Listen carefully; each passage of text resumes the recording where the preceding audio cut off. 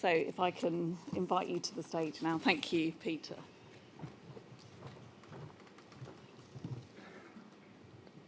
Thanks very much, Bridget. Hopefully the slide, oh, you can see the slides there, brilliant. So I'm just going to make a few opening remarks, but I'm going to frame my presentation around 6 Ps, if I can sort of illustrate those. My colleagues will go into some more detail, and I think it hopefully will follow on from the discussion that I understand that Sarah Chater and others had earlier in the conference around academic policy engagement. So the first P, to illustrate and explain what we're doing in Yorkshire and the Humber and the importance of academic policy engagement. First of all, that it's rooted in partnership, and by that I mean it's around working on areas of shared interest, particularly between higher education and local and regional government in Yorkshire. I live in the northeast of England and worked in the northeast of England for a number of years. A place that's got a very strong regional identity, but it's certainly been the case that working in Yorkshire, I think that's probably even stronger. But the importance of working in Yorkshire is you understand the diversity within the region as well.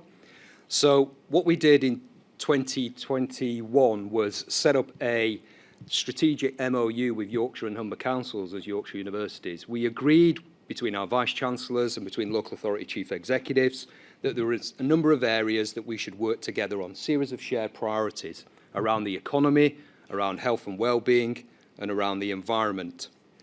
What's that done is it kind of provides us with an underpinning for the work we're going to talk about today, particularly around Y-PERN. And our local authorities and our mayoral combined authorities who are part of Yorkshire and Humber councils were very interested in how they could access university research in a much more practical, in a much more timely way, in order to kind of influence the work that they're doing around dealing with huge challenges that they're facing at a local level, but equally trying to make the case for investment to public and private sector into the region. So the MOU has been absolutely critical, the first P. The second is to build on what was a pilot piece of work that we did in West Yorkshire. So when we were looking at the whole question about academic policy engagement, and for those of you who don't know our membership and in particular the geography of it, 7 of our members are based in West Yorkshire. So there's a huge amount of work that we do to collaborate and coordinate our universities in West Yorkshire, in particular with the mayoral combined authority. And at the time when we were in lockdown and when we were in the midst of COVID, one of the requirements from central government, but also there was an appetite before our mayor came into post, was to see how could West Yorkshire recover from the huge challenges it was facing as a consequence of COVID and the pandemic, the economic challenges. So in a conversation with Sarah Chater and the CAPE sort of project, which Kaylee used to work for, we managed to secure some funding to leverage in a secondee into my team, Dr. Richard Whittle from UCL, who's now our Chief Policy Fellow at Y-PERN, to undertake a work of brokering that research with the West Yorkshire Combined Authority. And this model here sets out, in essence, how we attempted to do that. It was the first of its kind for us and the first in the region. And from there, we had a conversation with Research England around how we might scale that up. And with the lessons and the learning from this pilot, we're able to put forward a very strong business case for Y-PERN, which fortunately, and thanks to our sponsors, Research England, they funded last year. So second P is around pilot. Learn, test, evaluate, see what works, see if you can take it to the next stage. The second, or the third P is around projection. So if you've got that pilot, what can you do to scale it up? And in essence, that's what we're doing at a Y-PERN sort of level. So we felt, certainly in West Yorkshire, we were able to, as part of Catherine Oliver's work, she's looked at this in a much more depth, how can we galvanise that step change in ability of policy making, looking at all the different strands of it, but moving towards, at a Yorkshire and Humber scale, more around strategic leadership, more around that infrastructure which we needed, that much more wider connection to different parts of Yorkshire, and that means brokerage as well. So in particular, how do we get policy fellows? So Richard's work in West Yorkshire was the pilot. Scale it up, get a number of policy fellows who can work in different places in Yorkshire and the Humber as a region. The next piece, excuse me, is to understand the policy landscape, understand what you're dealing with, understand the institutional context. Institutions matter when you're talking about local and regional development. In fact, they're probably critical to this. And here is really, in effect, the kind of map of the 4 sub-regions of Yorkshire and the Humber. So in our project at Y-PERN, what we do is we work across that scale, that geography of 5.5 million people in Yorkshire and the Humber. But within that, you've got varying tiers of government. You've got local government, which is part of the Yorkshire Humber Council's consortium, and you've got mayoral combined authorities and local enterprise partnerships. So our policy fellows and our project is geared towards working at a local, sub-city regional level and across Yorkshire and the Humber. So you've really got to recognise what binds you together across a geography, as well as understand the diversity and the distinction as well. That multi-level geography is incredibly important, not only in theoretical terms, but actually in an application. It ensures buy-in from your policy-making communities. The next P, and Andy will talk no doubt about this in much more detail than I will, is around the principle of academic autonomy. So when you're talking about academic policy research and engagement, it's important that your academic communities are independent. They've got that autonomy. They are connected. They're a huge part of our Y-PERN project. In fact, they're central to it. But we're talking about a network model that transcends, if you like, institutional boundaries. So when I'm talking to academics, I don't necessarily get the sense that first and foremost they're coming with an institutional hat on. They're talking about this because they've got expertise and they're wanting to collaborate. And what's been brilliant about our project is that academics that haven't necessarily communicated or collaborated previously want to work together. You know, this is fantastic. I want to see more of it. And the expertise that lies across all 12 Yorkshire's universities is being brought together. So it's a mechanism, Y-PERN. It's a network model, but it's a mechanism that better connects the supply, potentially, 15,000 academics. Now, we know not every academic will want to get involved in this, and nor should they. But potentially, we've got that opportunity to reach into a wider network with demand. What are our policy-making communities saying? What are our local authorities? What are our MCAs? What are our LPIP saying? And interestingly, central government has taken a real interest in this as well. So some of you may be aware yesterday that Sheffield launched the policy campus, central government, and in there's an explicit reference to work with Y-PERN and Yorkshire universities as part of that new initiative, one of the first of its kind in the country, so it's absolutely fantastic. So working with central government. And Andy's work on the academic steering group is absolutely vital to do two things. One, maintain that autonomy, and two, to give that steer and that specialist guidance to our policy fellows working across different disciplines. And then finally, it's around pace. It's around being able to respond quickly and agile to policymakers, but making sure that what you're saying is grounded in strong, robust evidence. It's not always easy. We need to test and work through how we communicate, how we pull together outputs. But without pace, I think, you know, this whole concept of academic policy engagement will flounder. So we've got to make sure that we're, as I say, agile and we can adapt to what our policymakers want. But I've just tried to just really set the scene there at a high level for the rest of the presentations, and hopefully we can have some really interesting questions and conversations. Thank you very much.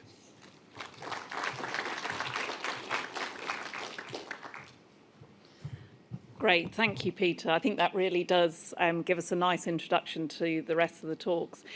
So now I'd like to welcome Liam Sutton, who leads Research and Innovation Services at the University of Bradford. Liam holds responsibility for end-to-end support services for research and innovation projects, and for nurturing the research environment of excellence and inclusion at England's top-ranked University for Social Mobility.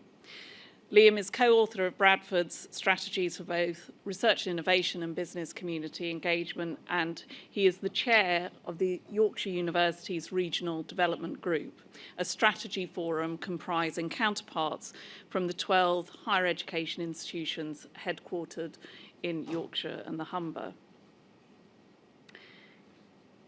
Liam studied originally in chemistry at Oxford and Nottingham, before postdoctoral research at Sheffield and also Erlangen Nuremberg, and worked on organic materials and self-assembly chemistry. He joined the University of Bradford as Head of Knowledge Transfer in 2013 and became Associate Director in 2018. So if I can invite you now, Liam, to the stage to share your thoughts on this topic. Thank you. Thank you, Bridget. And let me just extend my thanks to the organisers of the conference. It's been a wonderful set of sessions so far. and it's wonderful to be back in one of the alma mater to share our thoughts and our views around policy engagement from Bradford. And my job here is to give that view from the Knowledge Exchange Director's seat, to hopefully provide food for thought for people in the audience, most of whom are likely to be knowledge exchange professionals. And as Peter has done in terms of a high level of the sort of the economic geography issues that we're looking to tackle through Y-PERN and through the Local Policy Innovation Partnership, I'm going to take a high level view of what it is that universities do and what we want to achieve through this kind of knowledge exchange. And I do mean high level. So Richard, beg your pardon, Peter had his 6 Ps. I've got a rule of 3 running through my presentation, and you'll see that in a second. So I'm starting high level, right? John Ruskin said 150 years ago, there is no wealth but life. And so that's our job, isn't it? As if we're talking about economic development, if we're talking about making life better for people, we're talking about the things that people value. What do people value? The ability to be alive, their health and their security. They value the opportunity to do good and interesting and rewarding things, their occupations, and then they want to be able to tell stories about it, to express themselves through their culture, through their identity. Perhaps a slightly pretentious place to start, but it has informed our university's business and community engagement strategy, where we set out to narrow that broad cross-section a little bit, and we talk about undertaking work through sharing knowledge to improve the health, the wealth, the confidence of the communities in which we engage. And you'll know that in Bradford and in West Yorkshire there are many challenges, many opportunities. Underpinning all of what we do is a sense of diversity in the place. But that diversity comes with significant health inequalities, significant issues around unemployment and underemployment and productivity. It's never fun sitting in Bradford to see the annual Crap Town survey and to have to compete with Hull for the wooden spoon. So what we want to be able to do is to address those health inequalities through knowledge exchange work, to build knowledge-rich employment, to create and fill those jobs, so through our innovation, through our graduate employability. And we want to build leadership and confidence that flows from good leadership in all sorts of different contexts. So we have, like all good universities, we have a strapline. We are unique, just like all the other universities. We are the place to be to make a difference. In our research, I wouldn't say that our sort of catalogue of world-leading strengths is endless, but we do have significant capability and make significant contributions in 3 themes of health and care, around the engineered environment, in what we call sustainable societies, that is the governance of organisations primarily. We have held a Queen's Anniversary Prize in dementia care. We currently hold one for our archaeological sciences work.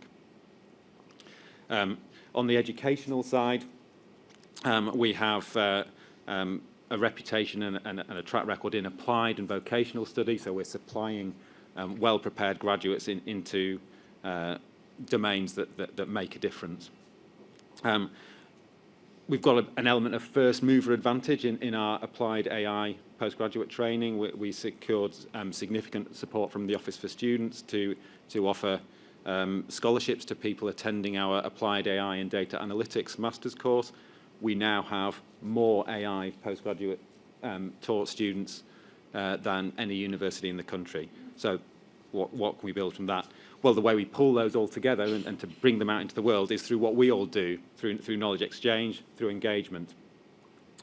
We've mentioned HEPI's ranking of Bradford as the UK's top university for social mobility. people who have worked with us in the past and have seen what's gone on in Yorkshire will know that Bradford is a great place. If you're an SME with a problem, just stick it out and we'll find someone who will try and fix it for you. Our very small IP team, is Russ, it's Kate, it's Bonnie, are in the top quintile of the knowledge exchange framework for what they do in IP commercialisation.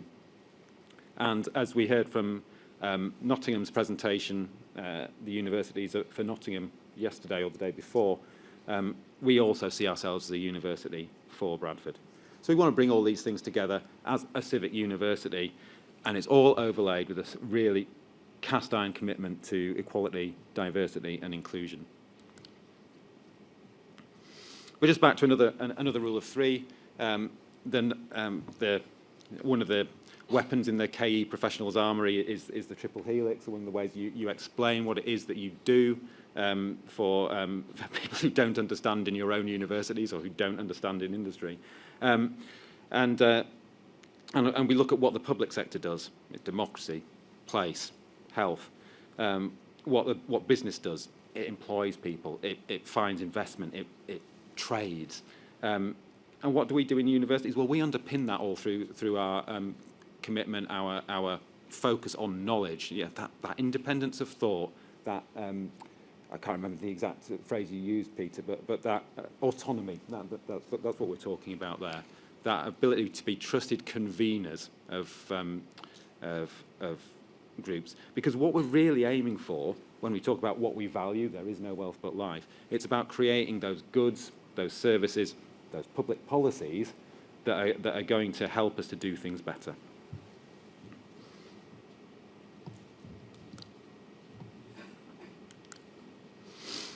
So, Y-PERN, LPIP, they're going to help us with that convening role, with bringing people together in a broad sense.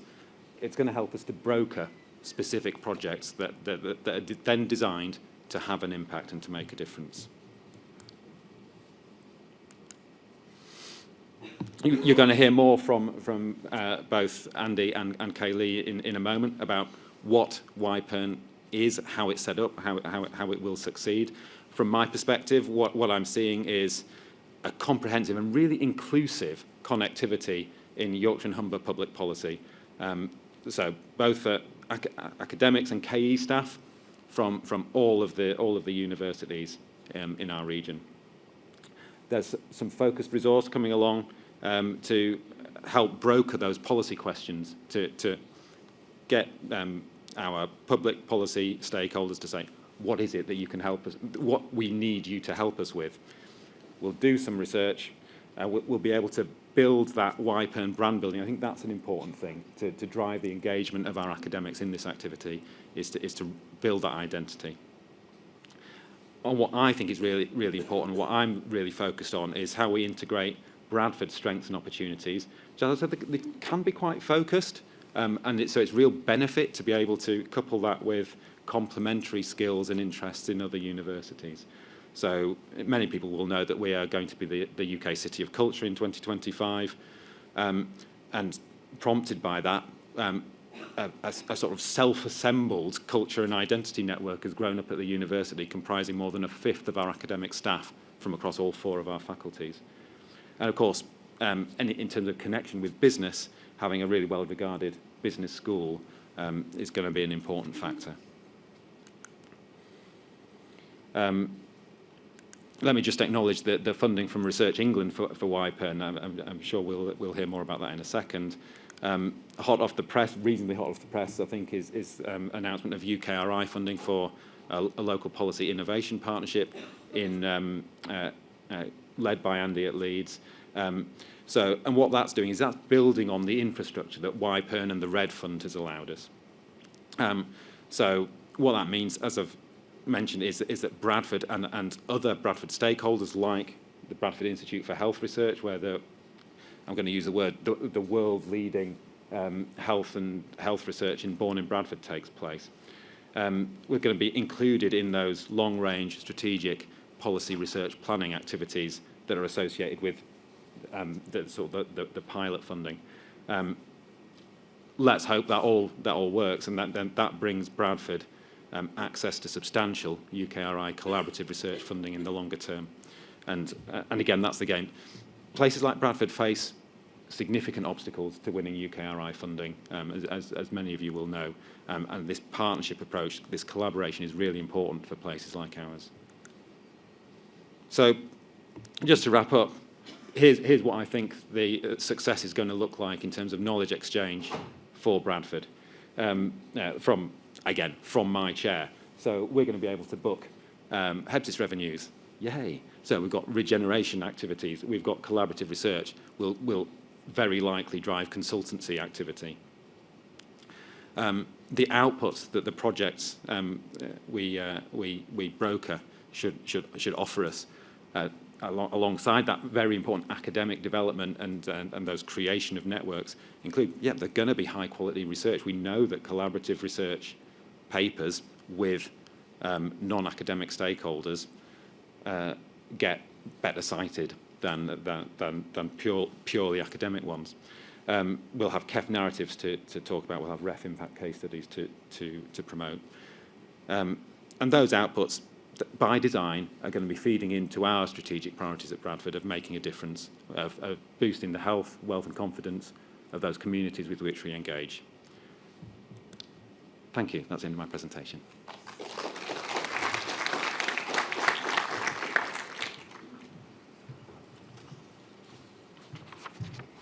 Thank you so much, Liam. And I think that particularly following on from some of the comments which were made in the plenary yesterday in the Praxis oral members consultation about the diversity of institutions that we have within our community and within our membership, I think that the points that you're making there are really, really critical and useful to hear. So I'm now going to introduce Andrew Brown, who is Professor of Economics and Political Economy at Leeds University Business School.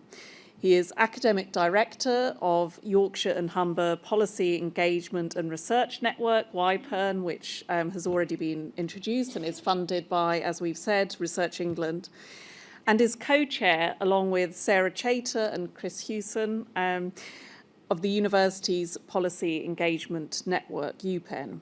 He has led interdisciplinary economics research in a wide range of funded projects, working closely with public and private sector, for example, with HM Treasury on Green Book valuation of infrastructure and of nature.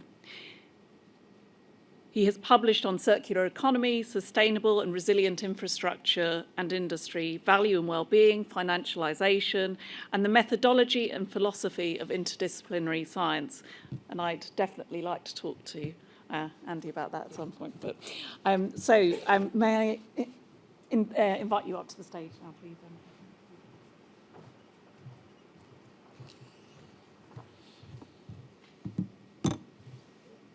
Okay, well, thank you very much for the introduction, and thanks for inviting me to the organisers. I shall get on with it, if I can get this thing to work. There we go. Okay, so I haven't cleverly got 6 Ps or 3, whatever it was. What I'm basically going to talk about is thinking a bit more about a network approach to academic policy engagement. I'm going to do that from the perspective of an academic. Okay, so what academics' role, how do you work with knowledge exchange professionals, how does that all work then? And then I'll try to give a bit of a national context as well in terms of, you've heard about the local policy innovation partnerships, LPIP. Let's think about where academic policy engagement is going, and the fact is it's going from strength to strength. Okay, so why a network approach to academic policy engagement? Well, the starting point is there's a great deal of academic policy engagement at the individual level, at the level of individual academics and individual projects. So at my university, University of Leeds, just one university, we did a study, Leeds Social Science Institute did a study with Leeds City Council. That was Research England funded, as I recall, and it looked just at, well, what is a relationship, what collaborations are there between the council and the university? And it was expected, a 4-month study, interesting, let's see what we find. And what was found was there's much more going on than anybody knew about. And so it unearthed a whole lot of academic expertise, of academic collaboration everywhere, across all faculties, all departments, and all elements, departments of the council. So fantastic. But that obviously is great, but the issue is they're not connected one with the other. So the issue of making connections, let's learn from, there was 118 collaborations formally that were found in that study. Well, what was the connection between them? What can one learn from one another when you're going and doing academic policy engagement? Can you join together to get a more joined up approach to the engagement and a more joined up approach to policy? So there's a lot of scope for improving how we make those connections. That's why a network approach is useful. Okay, so then you could think about, well, what scale would be the network approach? Well, I've mentioned you can join up projects, like collaborate across projects. You can join up across departments. We know that the challenges that we face are interdisciplinary, and you need to work across disciplines, across departments to meet them, be it environmental challenges, levelling up challenges, cost of living challenges. So you need to bring departments together, you need to bring faculties together. And that was as much as you could see from the just one university's review of its links with one council. Within Y-PERN, we've got these 12 universities, what were 22 local authorities, now 15, and 2 combined authorities, all part of the network. And we have indeed found it's critically important to collaborate across universities, to collaborate across the sub-regions of Yorkshire, the Humber, West Yorkshire, South Yorkshire, East and North, and also to collaborate across regions. So Yorkshire and Humber need to collaborate and work with similar regions across the country if we're going to get a joined up approach which makes the connections you need to make to actually tackle challenges like net zero emissions, for example. Let me just focus on the regional scale, because that's one of the distinctive features of Y-PERN, and it's actually more important nationally in the current context, which I'll come on to at the end. In terms of the regional scale, one thing about the regional scale is there's combined authorities, local authorities, they are at a smaller scale than regional. So at Yorkshire and Humber, there are two major combined authorities, there are several LPIPs, and as I say, there's many, many local authorities. So there's no actual government structure, legislative structure based at that scale. But that scale is critically important in order to deliver effective policy. So it's really important that as universities working together with these other bodies, we're able to provide analysis and policy engagement work at the regional scale. So, for example, flows of money, material, natural flows, say catchment areas, people, food, infrastructure, they all cross local authority boundaries, they cross combined authority boundaries. And of course, they cross regional boundaries as well. So it's desperately important, if we're going to deliver on the major challenges facing the nation, that we join up those local, regional and national scales and systems. And so that regional scale is very important, we think.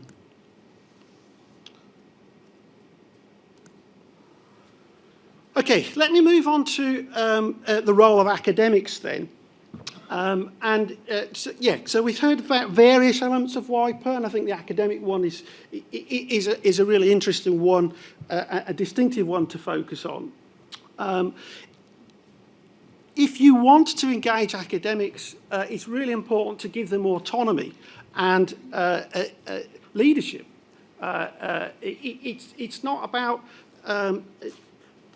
picking them out and saying, here's a policy maker, and there you go. It's about having them at the heart of the process of academic policy engagement, working with knowledge exchange professionals in the universities, working together collaboratively in order to steer a network.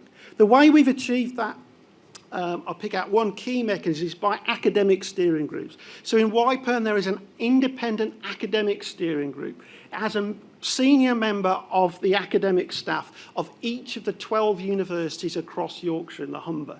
So you've got that inclusivity and that representativeness of senior academics on the academic steering group, steering Y-PERN forward. So you're getting buy-in, and exactly as Bridget said at the start, academics want to do this.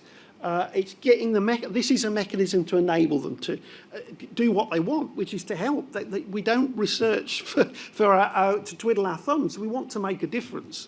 And there are steering groups at each of those levels. So there's a steering group at the University of Leeds level. That cross-faculty steering group is critical to me, so I try and harness research capacity in my own university. It's thousands and thousands of academics. How do you access them? Well, a steering group of senior profs who know their departments, who know other academics, who can access them and talk to them in their language, critically important. Coming back to that role of knowledge exchange professionals, I reflected on this myself as I was writing this. I mean, on our academic steering at Y-PERN, there are lots of knowledge exchange professionals. They've been critical working with knowledge exchange professionals at my university. It's been critical to deliver all this. So we're basically working together under the umbrella of an independent academic steering. You can then work together, supported by knowledge exchange professionals, to get things done. Okay, so then the last thing I want to talk about is the national picture. Actually, one of the objectives, the 4 objectives of Y-PERN, the 4th objective is precisely to work towards building a national policy engagement network, linking the local, the sub-regional, the regional, all the way up to the national for an integrated approach to policy engagement, and therefore an integrated approach to policy. So that means working with other regional bodies like City Ready, like Insights North East. It means working with currently the main national body that takes a network approach is Y-PERN, which I'm co-chair of with Chris and Sarah, as has been mentioned. And then in terms of this broader national context, there are lots of really exciting developments from UKRI and the government. We've heard about one already from Peter, but the Local Policy Innovation Partnerships, which is an ESRC-led £23 million programme, that currently has 10 regional pilots at that regional scale. It's why I emphasise that scale. I think what I was talking about scale there really fits with what the ESRC are trying to do and their partners on that programme. In some ways, they're seeking something quite similar to Y-PERN, but obviously with a more research focus because it's ESRC rather than Research England. And I think that's really exciting. I'm looking forward to working with the Local Policy Innovation Partnerships. But then, of course, there's lots of other place-based initiatives. I've picked out the ESRC IAA place-based £50 million pot. We need to make sure these are all connected with one another. The engineers in ESRC, social sciences and other in ESRC with the LPIPs. Let's connect them all together. And that's, again, something I believe that Y-PERN can help with and Y-PERN can help with. So the national context is really building momentum, this network approach to academic policy engagement. And I'll finish there. Thank you very much. I'll move that on.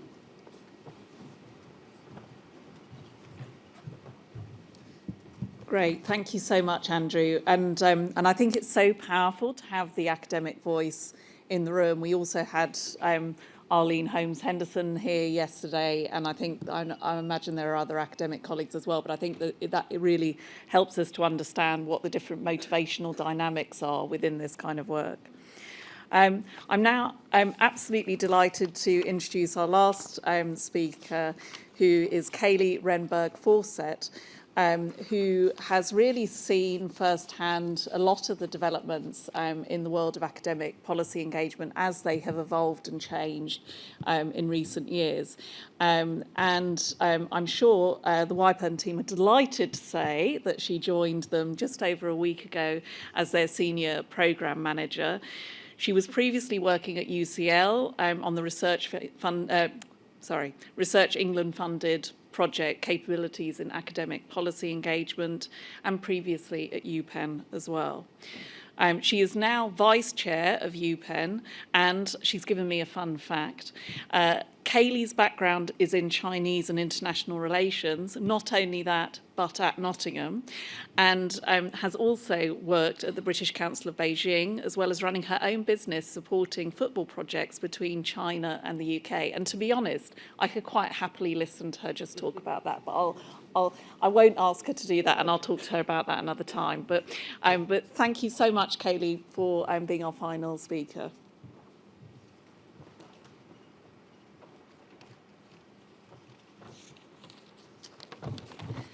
Hi everyone, great to be back here in Nottingham, both having studied here and worked here for a few years after on Y-PERN at the University of Nottingham, as well as at the Asia Research Institute here.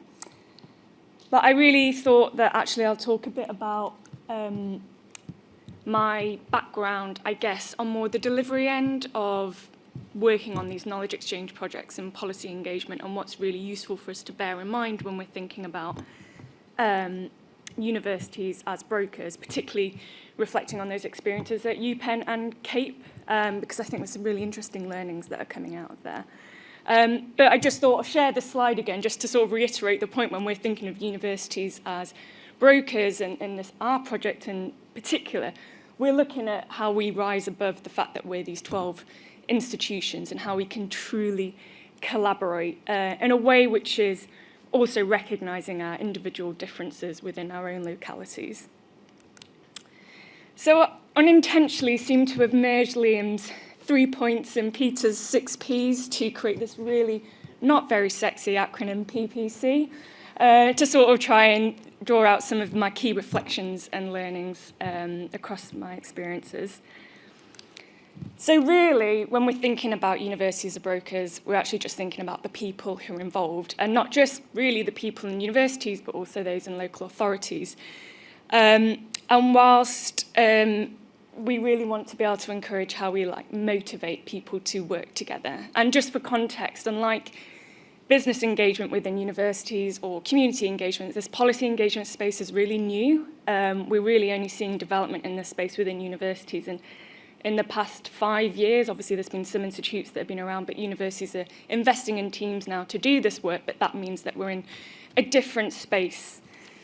And if it's really, and it's just a really simple point, if we're not recognising this as part of people's workloads to do this knowledge brokering, then we're actually going to be just encouraging an unsustainable form of academic policy engagement where people are doing this on top of their day jobs. And whilst we recognise that academics are fundamentally core to this engagement with their local and regional authorities and the wider communities, actually one of my key points is that knowledge exchange professionals are fundamental in being able to step back, see the bigger picture both in their institution and at their region, because they have that privileged perspective to see these are the different individual projects that are going on. These are the different connections we can make between those projects. These are where we're seeing areas of inequalities perhaps being enhanced or communities being missed out in these engagements. But importantly, these are where we're making learnings, not just to share that across their institution, but across the sector with other universities and nationally. And we're also starting to see this being increasingly recognised by funders, so like Y-PERN, which also recognises this. We briefly mentioned Insights North East, which is a partnership with Northumbria and Newcastle University with their local and regional authorities, and they've specifically specified that they're investing time and resource into the funding of these knowledge exchange professionals into their project. And like the project I was at before at CAPE, this was a key part of the funding, was actually funding roles at the 5 universities that were based all across England to work together and share those learnings. But if you don't have Research England funding money like Y-PERN and CAPE did and Insights North East, then these are some other tips and things to think about in terms of how you support that knowledge mobilisation, that brokerage between your local and regional authorities. And that's seeing things like policy fellowships like we have here with the Chief Policy Fellow at Y-PERN, who's seconded into local authorities to help build those systems. But that's also been done for knowledge exchange professional staff, so we did that with CAPE to help develop areas of research interest in select committees in Parliament and also with the Welsh Senedd. We've got things like pairing schemes, which are much more light touch, and they are, for me, really exciting because I fundamentally see them like language exchange trips that are so core to being able to understand each other's cultures, because universities and local authorities like universities and other community groups that they engage with, we speak different languages. And a lot of challenges that might come up in those collaborations often stem to the fact that we don't really know how each other's organisations work. And we trialled a pairing scheme of knowledge exchange professional staff at CAPE, which specifically focused on bringing knowledge brokers in government and at universities to spend time with each other, to ask those silly questions, create that safe space to say, so do you really care about research evidence? Who actually makes a decision in it in your department? Or how do academics actually engage with us? What are the best ways to incentivise them? So really great at sort of being able to break down some of those boundaries. And then just very easily and briefly is just bringing knowledge exchange professionals and academics and local and regional authority people together into the same networks and forums, because all these different perspectives are very valuable. And then, as I briefly mentioned, that we are in this new space, and that's really exciting because we see lots of different creative activities taking place. But there is that space to sort of reflect on, like, what are the processes that we see helping to develop those things. And again, these are quite basic, and you'll probably be using them in your own initiatives, but I thought it's worth bringing out here, and it's quite interesting seeing some of the correlation with other talks yesterday. So, for instance, once you're at a point with a local and regional authority where you think we really want to broker something bigger here between our communities, our universities, and your policy professionals, we want to bring people together, then really being able to set out a very clear project scope, framing it, for instance, as a pilot to just test what are our aims and objectives, what are our resources, how do we want to evaluate this, can help give a bit of a framing around that engagement and can help manage expectations and relations if sometimes ideas are thrown around and, yeah, we'll try that, and then after a year, these things take time, people are like, well, why has this not happened? Well, we can go back to this and sort of frame that. And speaking to the evaluation point, we trialled a theory of change for our capabilities and academic policy engagement project, and it was really helpful in both just trying to understand how we're trying to affect change to meet our aims and objectives.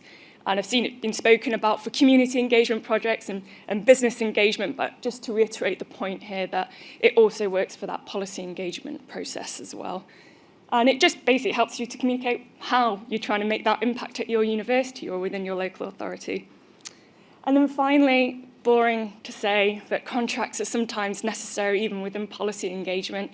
You can sometimes work ways around them, but particularly if you're looking at things that might touch on IP or might touch on placement schemes that take people outside of their everyday job, then it is actually sometimes required, and it does save time. Even though it's quite a painful process, it does mean that further down the road you're not having those issues. Yeah, and sometimes even funders require that. And then my last point was really just to reflect a bit on culture, both what we're faced with and sometimes the observations I've seen with how people might work with their local and regional authorities, and just wanted to reiterate the point that there is a difference in kind of engaging both from the political end of a local and regional authority and a civil service end, and sometimes you want to engage with both, and that's great, and just being really clear about that, because sometimes that's most impactful, but sometimes people aren't always clear with why they're engaging with those different parts. But then, lastly, I think the most important point, and it was really brilliant to hear this in the community and civic engagement work, because I think there's a lot of interrelation here with some new work we've been doing on co-production and how we bring co-production into academic policy engagement, which is different to co-production of research and different to co-design. And really what we're looking at is how we bring values, how we bring principles, and how we bring some conditions into work which really help us to deliver more effective forms of academic policy engagement. And actually there's a recent report we did on this at CAPE to kind of shine a light on this, because this is a new area of work for academic policy engagement across the UK. And I just thought I'd reflect a bit on those points that we found in that report when working with local and regional authorities. And these key values are around how do we bring ourselves as like a human into this relationship, given we're in and potentially some quite stark power dynamics when we're working with policy, and that can be, something that we want to really break down. And how can we be more inclusive about those engagements? How can we bring different perspectives in, not just from the academic community, but from our local communities and our businesses? How can we be transparent about those engagements? And how can we also challenge those perceptions or like those demands that we get from local authorities to, we just need some experts in the next 2 weeks, and we just want to hear what they want to tell us to say. So how do we bring that more sustainable work into it? And then that is underpinned by principles around building and maintaining trust, sharing power and decision-making equally across those communities, ensuring all types of knowledge skills are valued, that ethos is reciprocal and there's mutual benefit, it's not just extractive, and that we embed that reflexive piece of work, which the theory of change can really help, because you can reflect, is this working for us? Is this something that we find meaningful as part of our collaboration across local and regional authorities and universities? And then there were some very practical conditions within that report, which kind of just helps to make that co-production a bit easier, which is around ring-fencing time for initial discussions, developing shared understanding goals, which is related to that project scope piece, creating the relational and safe space, which was, again, it came out in the community engagement work. It's not just about bringing people into each other's communities, it's actually developing that meaningful social connection. And establishing an ethics of care, like if we're bringing in evidence that might be affecting, people's lives, then how do we ensure that we are able to support those people? And then bringing in someone who can enable that sustainable co-production way of working. But that's not to say that's easy, of course, and this co-production piece of work often takes time even to get to that level where you can do the co-production. So there will be bits where you will need to do the other more linear or systems or relational forms of academic policy engagement. But I think it's an opportunity for us to look at and potentially aspire to be delivering more of this form of academic policy engagement. So I will stop there, I think. Thank you very much.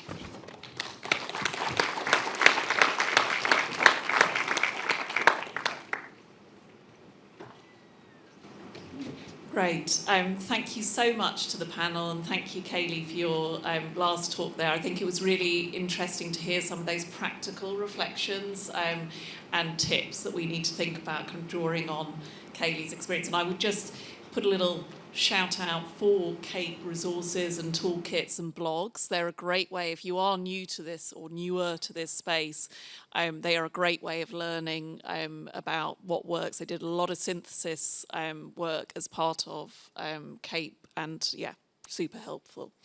So I'd like to now open this up for questions and comments and reflections from all of you here. So we have a question immediately. Do we have any microphone? Great, fabulous. There's one making its way to you now.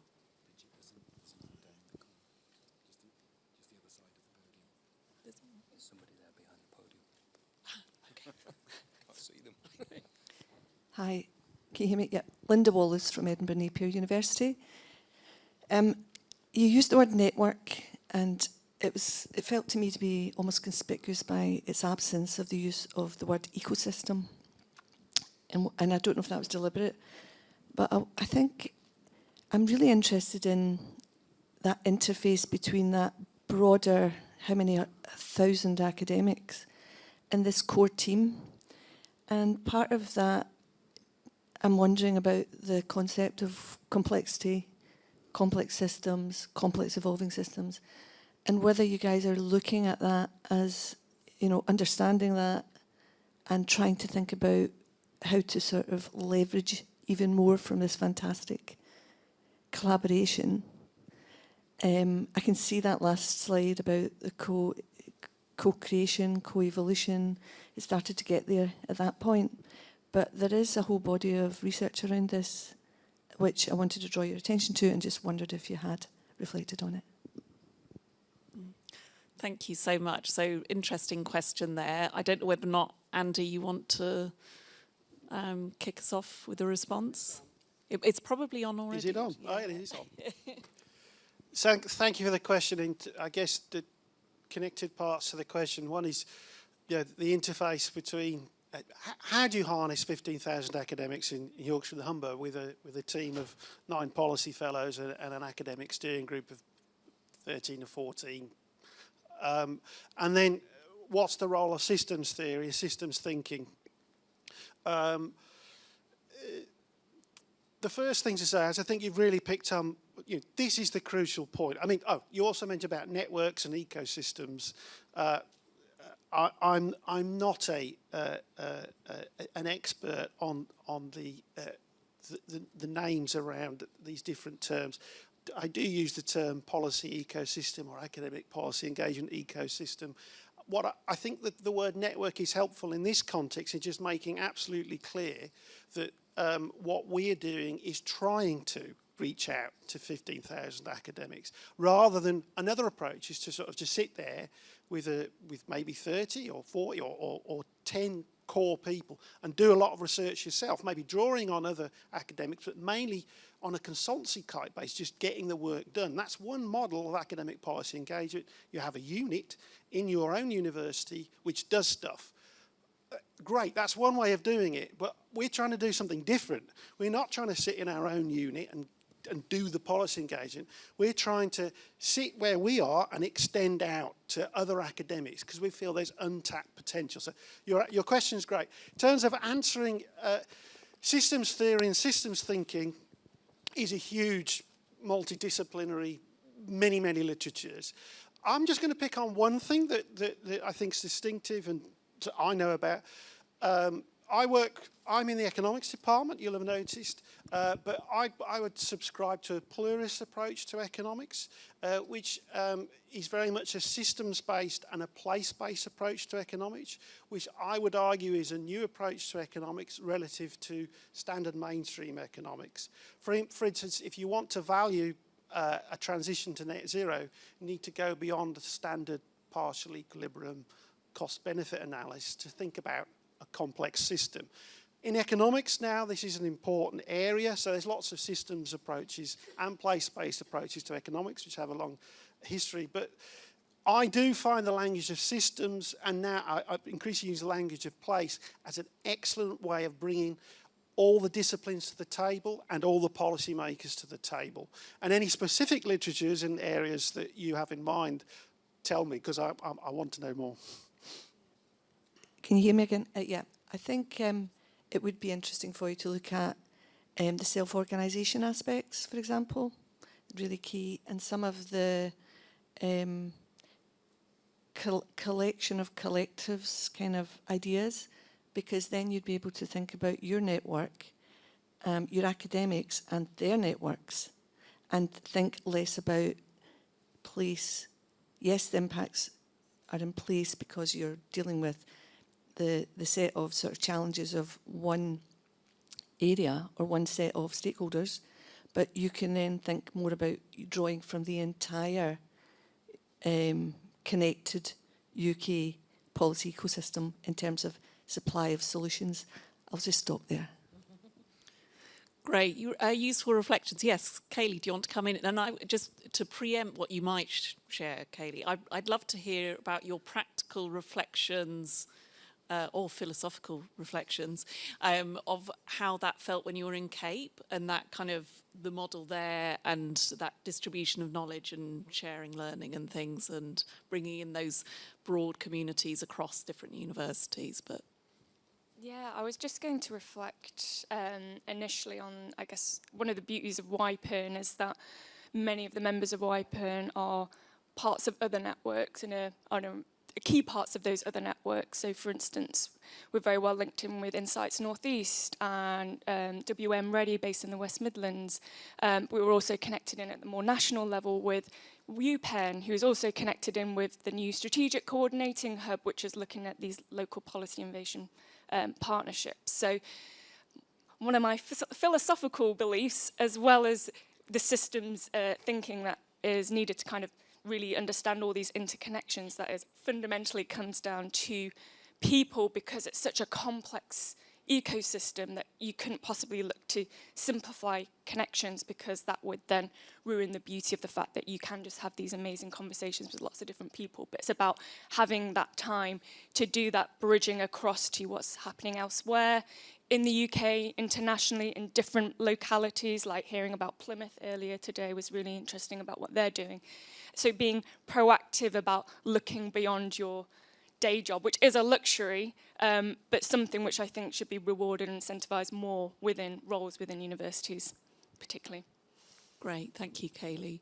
Do you want to? Just very briefly, I guess one of the challenges that's been not thrown at us because they're not like that, placed before us by our policy-making friends, is can somehow we join the dots up? So a lot of initiatives at a local, a sub-regional, regional, national sort of level, and within Yorkshire, some great success like health determinants, research collaborations in Bradford and Doncaster and hopefully Wakefield coming forward. So our chief executives of our local authorities have put that question to us. Is there some way, this is brilliant stuff they're saying, but there's a lot. It's crowded, it's messy, as you've said. Can we somehow find a mechanism just to connect these things, somehow to make those relationships? And for me, I think you have brilliant insights around the literature which to look at. What we're trying to do at Y-PERN is somehow trying to help make those connections in a way which elevates the profile of what's happening locally, York policy engine stuff that Chris is involved in, and bring that all together in some way which makes some sort of sense to our policy-making partners. The risk, I think, for this, if I can say about the risk, is it feels all a bit messy and a bit all confusing to policymakers who are dealing right at the sharp end with a huge set of issues. We've got to always try and bear that in mind, but great question, thanks. Yeah, really helpful. Liam, did you have anything to add, or shall we? Okay, so I'm going to come to Chris, and then I see your hand as well.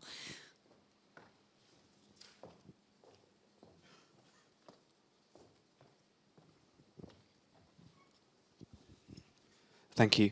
So Kaylee pointed out that a lot of academic policy engagement happens through goodwill, and that is not just unsustainable, but it also presents a massive barrier in terms of the diversity of the voices that are being put forward. And it's brilliant to see that there is now more funding becoming available in the form of LPIPs and Y-PERN, and obviously Research England and UKRI are big drivers behind that. But how are we going to ensure that through those new opportunities that are going to open up through that infrastructure that's being created, that we have a diversity of voice being put forward for those policy engagement opportunities, and we're not going to see the usual suspects again and again? So Peter, you mentioned Y-PERN having 15,000 academics. How many of them are going to be realistically engaging, and how do we ensure that we get as many of them as possible doing so, and to have the confidence to do that? And then Andrew, you mentioned the review, which I'm not familiar with, so it may look at this, but there are 118 engagements between academics and policymakers over that 5-year period. Were they all pale male senior academics?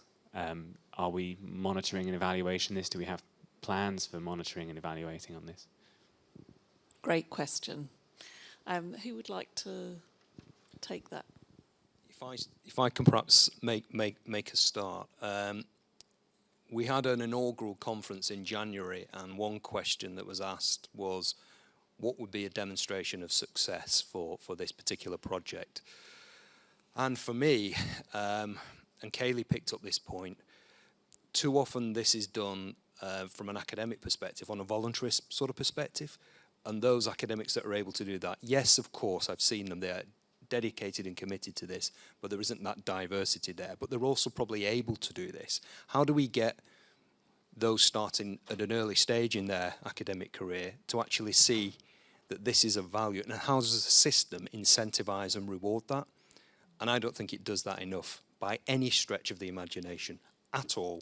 And I've been there myself at an academic position where I've been involved in policy engagement and demonstrated huge amounts of impact, but it doesn't register at all when it comes to promotion criteria. And we need to change that, because that's not going to help any sense of diversity. So for me, we can do anything from a Y-PERN perspective, we can't do it alone, hence why we need to work with others, is to somehow change this system so it recognises the value and encourages more diverse voices to come through our higher education system and does what is very, very labour intensive and very important work. So, sorry, it's a bit of a rant from an old white sort of male, but I think it's quite important there.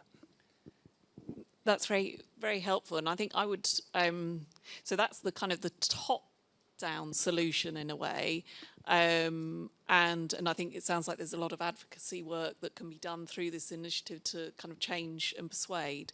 But I wondered how, in the shorter term, will you engage with a diverse set of voices? And Kaylee, you look primed, and then Liam looks primed as well. No, it's a great question, and having thought about this quite deeply in my previous role when I was at Y-PERN, I worked with a team to think about surfacing EDI and academic policy engagement, because there was just nothing at all out there to say who is being engaged, who's not being engaged, but we could kind of see, at least to a certain extent, that there were some inequalities present. And I think coming into Y-PERN fresh, this is something I'm very keen to embed within our own team, because it's about changing the culture and the way of working as the core delivery team, as well as supporting when we're working with our local authorities and policy partners to think about the implications of the kind of requests that they have to the academic community. If you're asking for an expert input with a 1 or 2 week notice, then you are naturally only going to be engaging with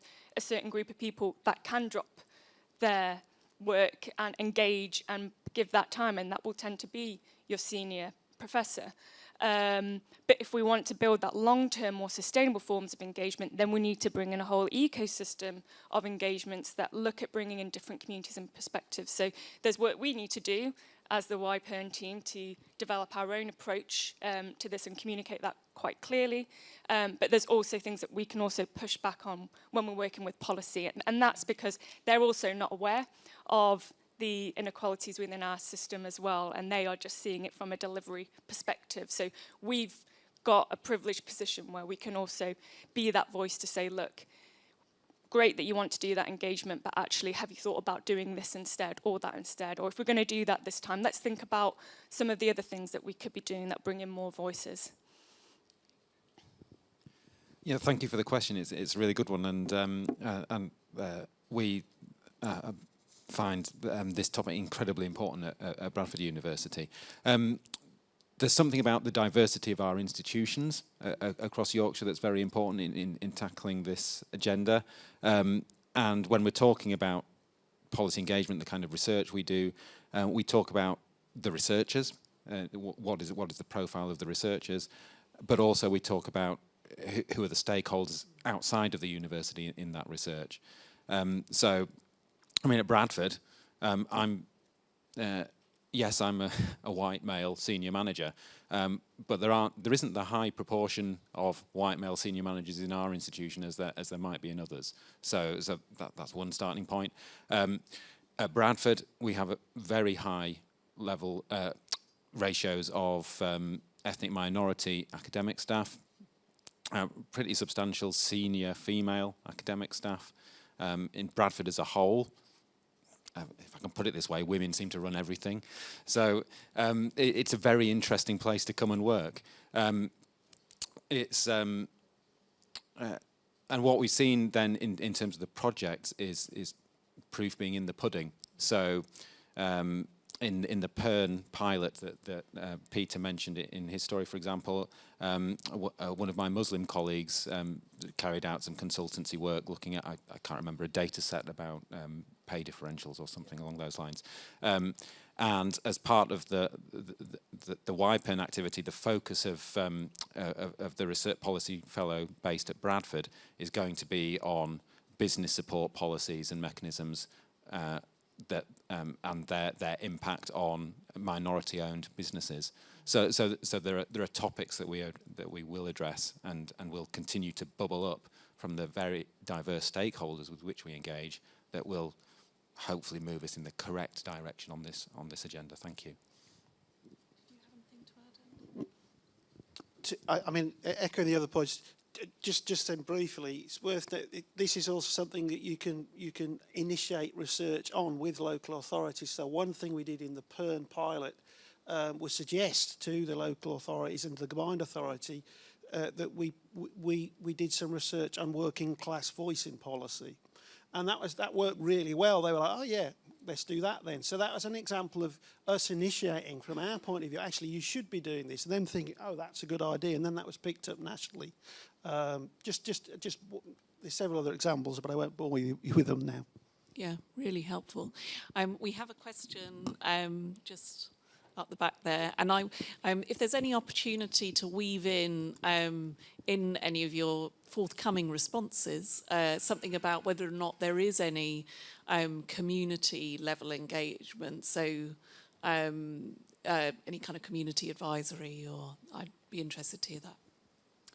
Thank you very much. I have a question around capacity in local authorities and regional authorities. I've had the pleasure to work quite close to Cape at UCL Public Policy and close to Cayley on the Net Zero Innovation Programme, which I think people should look at. It was a collaboration between the LGA and UCL Public Policy, and we had loads of different projects between local authorities and other universities. And during the evaluation and the review of this program, capacity was the main barriers to doing work with academic institutions. And I was wondering how much of a barrier it is to the work of Y-PERN, and if you've seen any kind of models that work quite well for local authorities, or if you do a lot of advocacy, let's say, for local authorities to build that capacity for those long-term partnership. Because there's also a lot of turnover, I think, in local authorities, not only in academia. Yeah, thank you. Fantastic question. Yeah, it's a great question. And I've been really struck in Yorkshire. Well, it's patchy, I think, is the story, I think. But I've been really struck by some local authorities who have retained a residual and a fairly effective research capability within that authority, despite austerity. Now, I don't know how they've done that. Well, they've probably done it in two ways. The team have been very adept at kind of moving around and being called something else, possibly. Bradford's one city, council in particular. I think also the second driver around that is if you've got a chief executive or a leader, and again, I'll talk about Bradford as chief executive of the council because she's the chair of the Yorkshire and Humber Council's chief executive group, and she's also the co-I and the LPIP. So she's doing a number of roles. But she's brilliant. If she was to stand here and talk, you would think she was kind of a vice-chancellor. You would think she'd be, she's adept at working across different sectors. And she values research because she understands what it will deliver on the ground for her city. And other local authorities have done that. Too often when it comes to reductions in budgets, the first thing that goes is research capability, evidence gathering.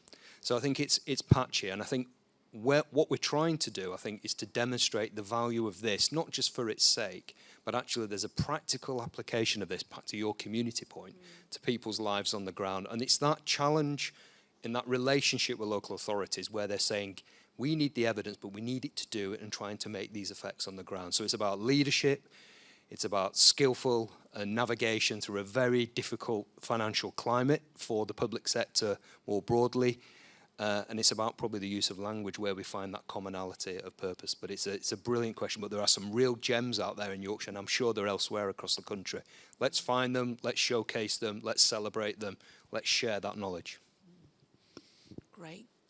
Yeah, I was just going to jump on that specific point because I think it fits with the culture point I was making before, that where you've got the political buy-in for projects, then that usually results in officers having dedicated time to work with you, and where there isn't necessarily that high-level buy-in, whether it's councillors on an exec or the leader themselves, then you always worry about the longevity of that collaboration and whether that will ever sustain itself beyond that initial project or will filter out. So I think it's being really mindful that actually when you're working with councils, you really need that political buy-in if you're looking for these longer term, big term projects. Unfortunately, at least we have that really. It's quite unique within Y-PERN that we have all 15 local authorities and the two mayoral combined authorities having signed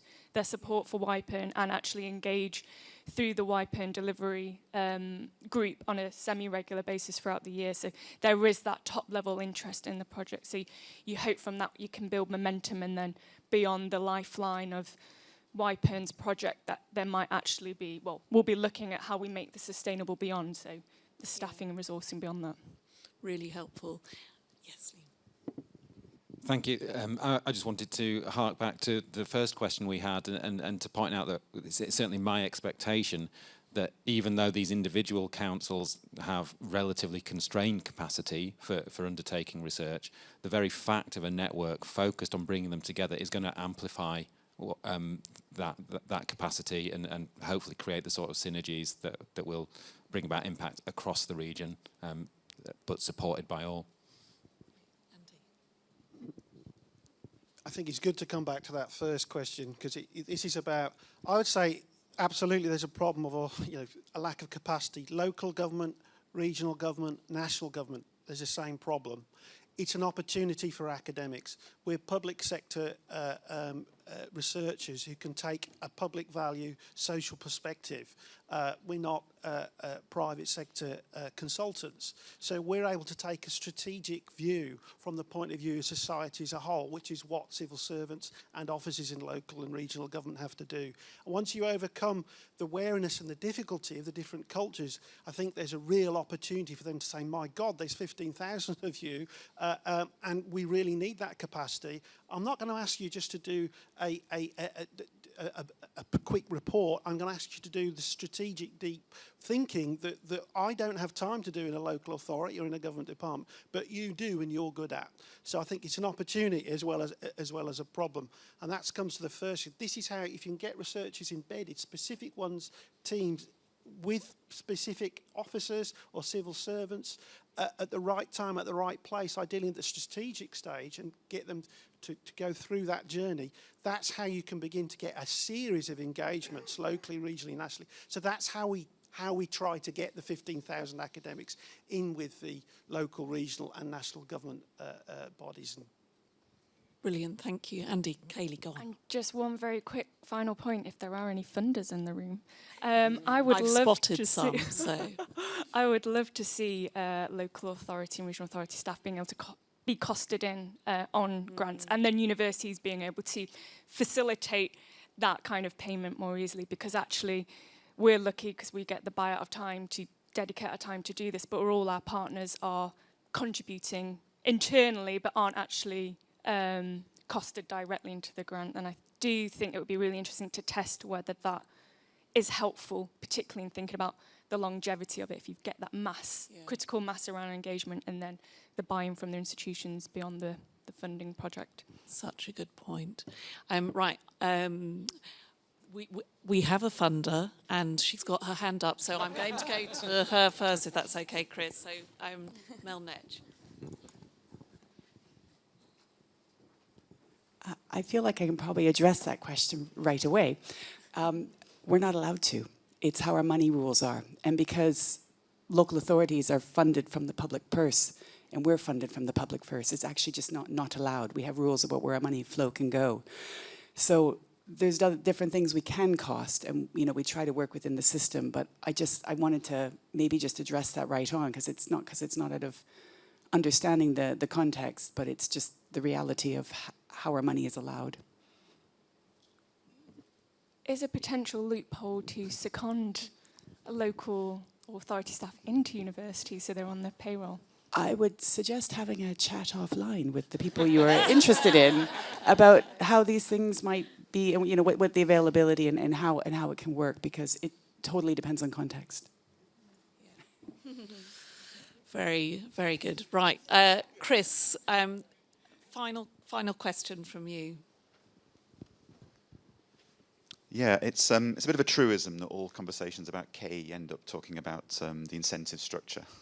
But I wonder, you've got these sort of 9 fellows, and they're their roles are configured in a very different way from a standard research fellow or research associate. So I'm wondering how you might use those people to change cultures internally, because 9 could become 18, could become 24, and suddenly these people embedded in universities, embedded in departments, can change how particular discipline areas think about this kind of engagement, leading to the point that people then feel like they're allowed to do this kind of work.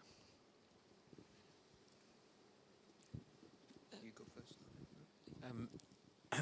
Thanks for the question, Chris. And I'm just looking immediately across the aisle at Amanda there, typing away, and thinking. And there's a colleague of mine from a million years ago. Sorry, I won't betray any secrets.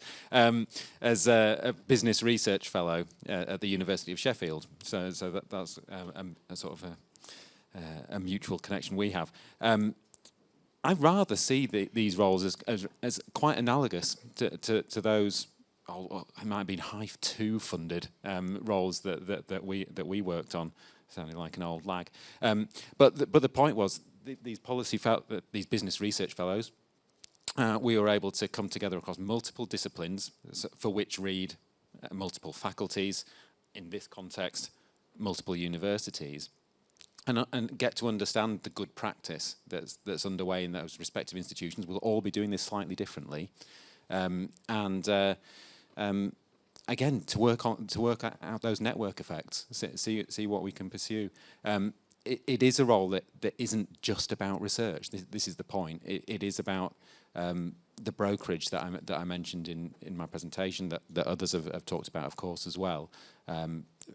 It's about sensing the demand that's out there, as opposed to coming up with new things to sell, sorry to put it that way, or new concepts that are going to get published. It's a brokerage role. It's a what we call a boundary spanning role, I think. That's how I see it.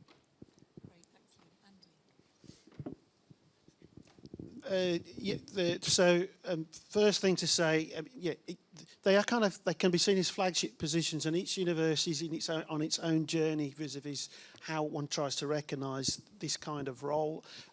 I basically insisted that these are all academic roles, they're academic positions. And again, I think that was important as part of our academic steering group that I chaired. This is something we agreed we should do, because we understood as academic, from our perspective, we need to get these understood as academic roles. And then with a specific thing at Universities Leeds, for example, it recently changed the rules on promotion to recognise impact ref case potential as could be a substitute for publications. And I don't think we could have done Y-PERN if that recognition hadn't happened. Just to give that example, and all universities are on different journeys on this. I think the other thing, someone mentioned it, there is training. We're training people. So there is a training program, both for on the policy side, for helping policy people work with academics, and there's training for academics to work with policy people, built into Y-PERN, precisely to get the skills and the understanding then through the network effects. I think we're getting there, but it will still take more time. Great. Kaylee? I was just going to quickly draw the connection, if anyone wasn't able to join the policy landscape session yesterday, where Stephen Meek, who's the head of the Institute for Policy Engagement here at Nottingham, but was formerly a civil servant for many years and quite senior, mentioned that the most useful conversations he had with academics were those that provided that really useful insight, but then opened up and pointed to other academics within the sector, not just at their own university, but at other universities.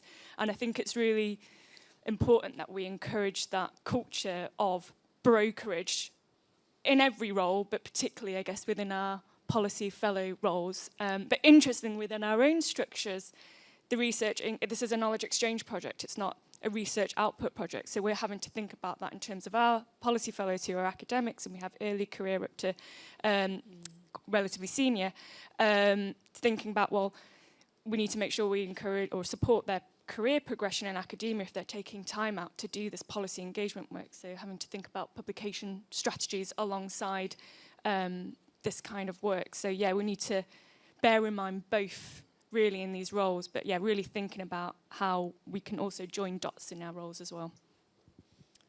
Fantastic. And I am going to, I think, draw a close there because I know that this auditorium is very swiftly going to be invaded by lots of other people.